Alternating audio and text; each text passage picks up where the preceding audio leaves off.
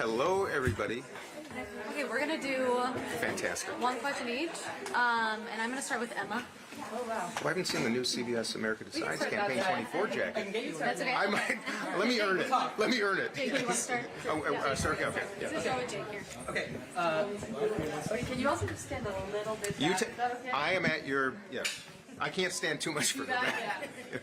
Without getting in trouble. Is this good? Yes. Okay. Thank you. All right, Congressman. Yeah, sure. We have seen a Democratic super PAC pop up here in New Hampshire to encourage people to write in Joe Biden. I'm just wondering how many votes you think you need on primary day, or what percentage you need to make an impact here going forward after New Hampshire. Well, based on what's happening right now, I think we're going to win, plain and simple. And I'm sure they didn't start a super PAC because they're not concerned about it.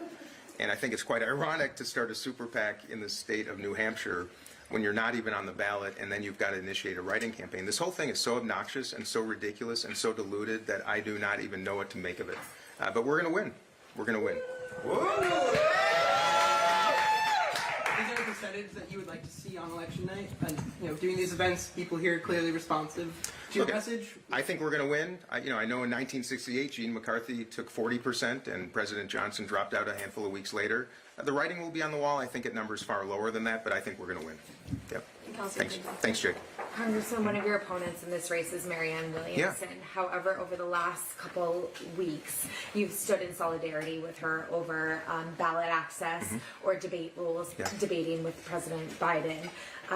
What differentiates yourself from her, and what do you have in common with her? Yeah, first of all, I want to celebrate her courage, because what she has gone through and the path that she has taken, I know is not easy, and I know that now that I've only been doing this for a month, and I mean it really sincerely.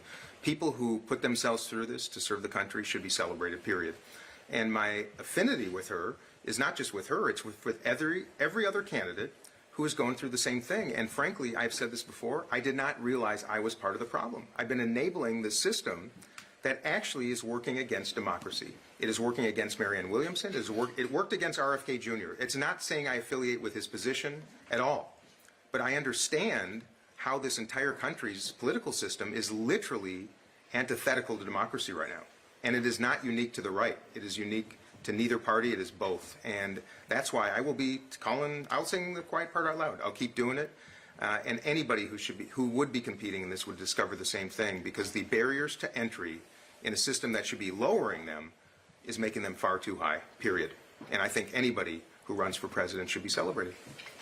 And how do you stand apart from her? How do I stand apart? Well, I think if we had a debate, we'll find that out. And if the President of the United States would consent to doing what you do when you are running for political office, whether you hold it or not, then we'll find out. And I would ask him right now to join a debate with Marianne Williamson and me. And you know what? I know there are a number of other people on the ballot here. I think everybody should have their opportunity to make their case. I know it'd be a little crowded, but that's how we should do things. And the absence of it literally destroys democracy. So I call on the President of the United States to debate. And you know what? I call on the former president to debate too, because I think it's reprehensible that he is not showing up on stage with the Republicans who are making their way through this state every day doing the same thing. American democracy dies without debate, period. Congressman, you spoke quite a bit about democracy in the past few days, including just now to Kelsey, including about, here in New Hampshire, you've said that, voters here are disenfranchised by the whole, calendar that we saw play out with the DNC. I mean, given all of that and given what you've said about the president, do you think that the president is a threat to democracy? Yes. Because if he wasn't, he would say something about what happened in Florida last week. And if he wasn't, he would do something about what happened in New Hampshire. How can you be the President of the United States condemning the former president, who is clearly a dangerous man, and do what he did in New Hampshire and allow what's happening in Florida? How? I mean, I don't quite understand. And maybe I'm wrong, but I've not heard a single word from the President of the United States about the Democratic Party of Florida Executive Committee deciding that he was the winner of an election that didn't even happen. If anybody sees it differently, please let me know. I don't see it any different way. I think it's reprehensible, and I am really concerned about him. Yeah. Jamie. Okay. You spoke about this at your last, this event at least, about the president's comments in Massachusetts today about if he's not sure he'd be running if it wasn't for Trump running. What do you think that says about him as a candidate? I think he's surrounded by people who are deluding him into believing that A, he can win, and that B, somehow he's the only one that could. There's not a single poll that demonstrates that that is true. And I feel bad for him. I feel bad that here's a man who could cement an extraordinary legacy, who I have respected and worked for and campaigned for and raised money for. He was going to not just ruin his own legacy, but he is going to ruin the country because Donald Trump is going to beat him. And what he said tonight isn't shocking because I'm sure he believes that. And I think it's really a sad commentary on what is really going on here. Because he is the only Democrat, I believe, who could lose to him right now. So when you think about delusion, I don't know a better definition than what I'm seeing right now. Period. Emma. Congressman, Israel accused the United Nations on Monday of moving too slowly to respond to accounts that Hamas carried out widespread sexual violence against women in its October 7th attack on Israel. What is your message to the UN? My message to anybody who would discount what Israeli women are saying happened to them is astounding, especially amongst progressives. I think it's really important that we listen to women who are sharing these horrific stories the way we listen to them and should be listening to them here when it happens. And I don't understand what this double standard is really about. Well, actually, I think I do.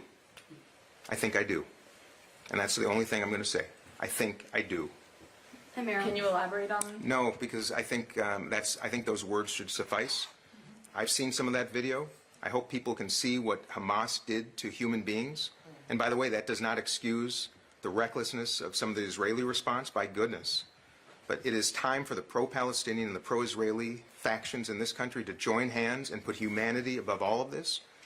But I'll tell you, what the women are saying happened to them in Israel, to not believe them is astoundingly irresponsible and dangerous and disappointing and repulsive. And we'll take Meryl. You talked about Liz Cheney at this event and your history with her. Yeah.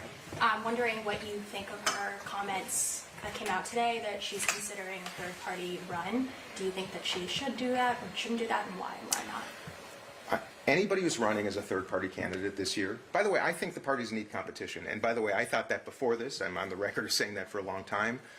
Having been through this process, not only do I think we need it, it is absolutely certain we need competition.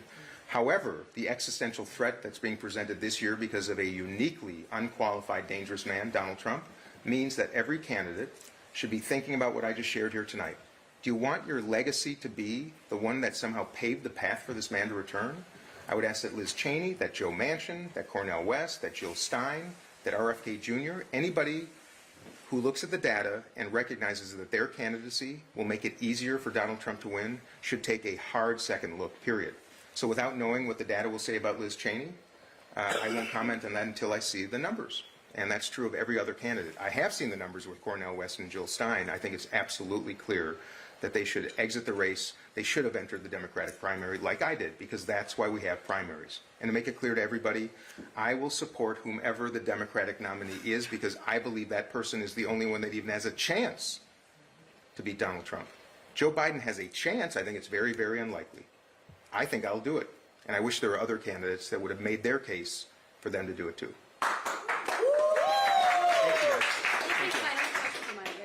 Oh my, I didn't even know you were here.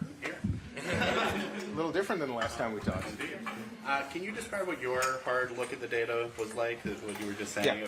Because people would say that maybe you should do that same thing. Yeah, of course, and I've done the same thing. And the data right now says that Joe Biden and Kamala Harris will lose. What was it that you looked at? Well, I looked at every single poll that has come out in the last number of months. The data says pretty much the same thing in the battleground states, that they will lose, that they're behind. The most important data is what I shared here tonight, Isaac, which is that according to the last poll, it was 48 to 44 that Donald Trump was beating Joe Biden in the battleground states, but a generic Democrat would win 48 to 40. Of course, that's not necessarily absolute, without a name associated with it, but that 12-point difference, that's not a 2-point difference, a 4-point, that is a 12-point difference. And if there's a single political scientist or pollster in the country that doesn't read something pretty loud and clear into that, I do not know what data people should be looking at. I do not aspire to be named generic. But like I said, I'll wear a white suit with black type all over it if that defeats Donald Trump. You can call me anything you want. People are calling me. Well, not people. People in Washington, D.C. and the Beltway are calling me a lot of things. The rest of the country is screaming for assistance and for someone to hear them, and I think that's what that data says. They want someone different. I believe it'll be me, is what I believe. And I just wish others who maybe could have been it would have had the courage to enter the race. And now it's frankly getting too late. And I will continue to assess the data. And as it comes May, June of next year, when the really important head-to-head data comes out, that's, I think, the most important. If that shows me beating Donald Trump and it shows Joe Biden and Kamala Harris losing, I would ask the president to fulfill what he just said tonight, the reason he's even running. Conversely, if it's the opposite, where Kamala Harris and Joe Biden are ahead of Donald Trump and I'm behind, I will have the grace and the recognition that I have to do the same thing, and I will get behind them. And that's, I think, what I should say, and that's what they should say tonight, too. And I'd like you to ask that question of them. If there's a poll that shows I'm winning and that they're losing, then would they do the same thing? I'd love for all of you to ask that question, because I think those are the questions that they should be asked if he would even answer it. Thank you. Thank you, everyone. Thanks, everybody. Thank you all. You rock. Mother Teresa. It's funny. It's funny when I'll remember what I won't. I'm going to pull up Yeah, I'd love to.